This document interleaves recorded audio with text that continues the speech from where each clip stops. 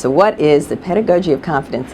It is a way of thinking about how we look at children, how we change our expectations of them. The best way to describe it is if you think about what gifted education, that's called gifted education, is.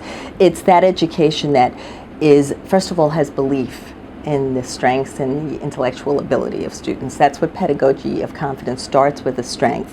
And then in gifted education, it's all about pushing students to the frontier of their intelligence, is what I like to say. And that's what the pedagogy of confidence is. It is the fearless belief that students have enormous intellectual capacity and that you as a teacher have the capacity to inspire and elicit that. With the pedagogy of confidence, you start the beginning of the school year, the whole first month, just identifying student strengths. You don't look at the records from last year, you don't look at test scores.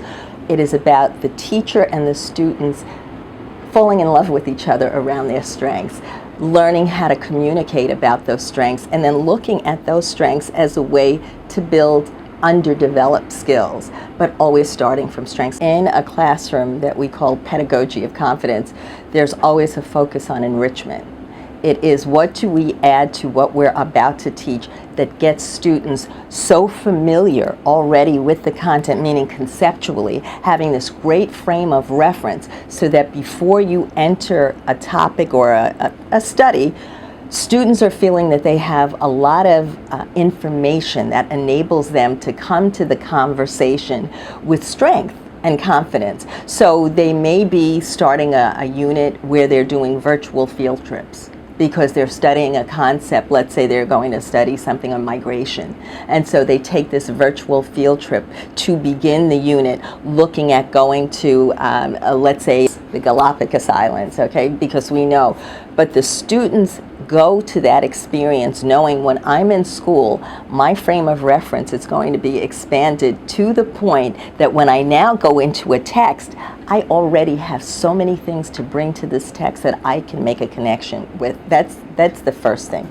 The second is that enrichment then goes into very intense, specific training around thinking skills, very explicit, where students can tell you what kind of thinking that they're involved in. They can tell you that they are theorizing, or that they are doing analytical reasoning, or that they are doing syllogistic thinking. And when I say the children, I'm talking about third graders can tell you the kind of thinking they're involved in and why that thinking is important to the experience they are having now at that particular point, and how they're going to take that thinking into personal applications.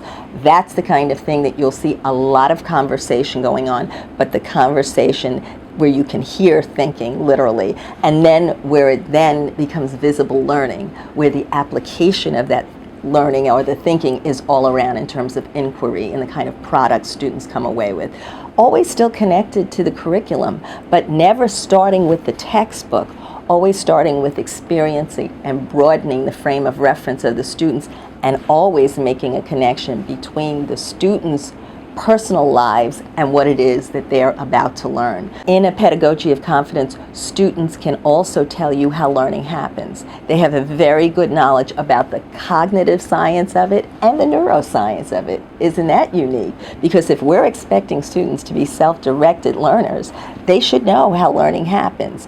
The more they understand that, the more they can then engage in the kind of conversations with teachers that informs them about why learning is important, how this affects and impacts what I do outside, and it pushes them to even want to know more about their own learning styles, where they can say, I learn better this way or another way, not just because it feels good, but how their brains are operating. So those are just some of the things that are very visible and articulated in a classroom.